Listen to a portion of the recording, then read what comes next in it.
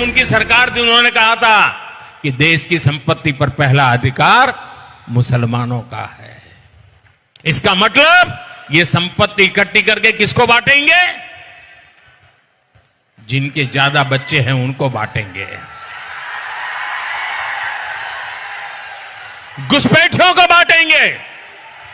क्या आपकी मेहनत की कमाई का पैसा घुसपैठियों को दिया जाएगा? आपको मंजूर है? ये कांग्रेस का मैनिफेस्टो कह रहा है कि वो माताओं बहनों का सोने का हिसाब करेंगे, उसकी जड़ती करेंगे, जानकारी लेंगे और फिर उस संपत्ति को बांट देंगे और उनको बांटेंगे जिनको मनमोहन सिंह जी की सरकार ने कहा था कि संपत्ति पर पहला अधिकार मुसलमानों का है।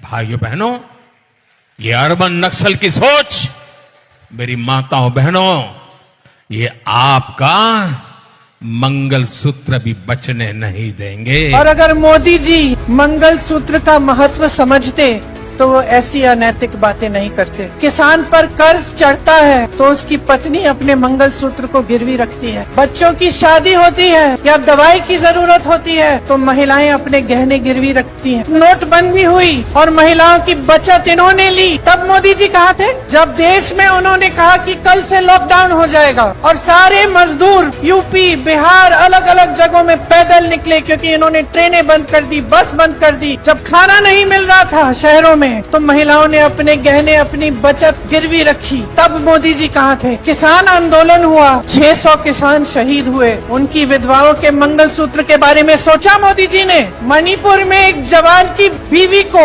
वस्त्र हरण करके पूरे देश के सामने चलाया, तो उसके मंगलसूत्र के बारे में नहीं सोचा उन्होंने। और आज चुनाव के लिए महिलाओं को ऐसी बातें कर रहे हैं, डरा रहे हैं ताकि डर के वो वोट दें। शर्म आनी चाहिए उनको, शर्म आनी चाहिए। अगर इस देश की महिलाओं के मंगलसूत्र की परवाह होती तो उनके बेटों को आप रोजगार दिलवाते, तो महंगाई कम करते, देश की बेटियों को अपने पैरों पे खड़े होने का काम कराते। इतनी महंगाई है, इतनी बड़ी बड़ी समस्याएं हैं और इतनी छोटी छोटी स्तर की बातें हो रही हैं। सारे नेता भाजपा के आपके सामने आकर ऐसी अजीब अजीब सी बातें कर रहे हैं, झूठ बोल रहे हैं, सोचते हैं कि आप देखेंगे नहीं कि कौन सी पार्टी क्या कह